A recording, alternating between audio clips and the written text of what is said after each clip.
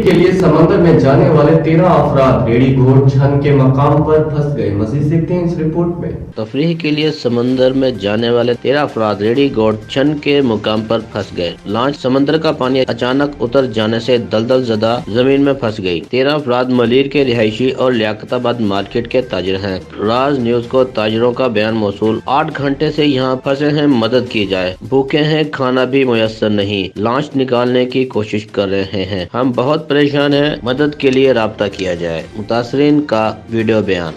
यह हमारी लॉन्च जो है छन के ऊपर पोर्ट कासिम का चैनल क्रॉस करने के बाद छन के ऊपर फंस चुकी है दलदल में, जिसकी वजह से हम लोग बहुत परेशान हैं। 4 बजे से हम यहाँ फंसे हुए हैं।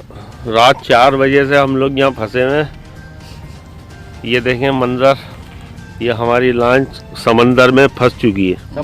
पापे का करा हुआ है सिर्फ।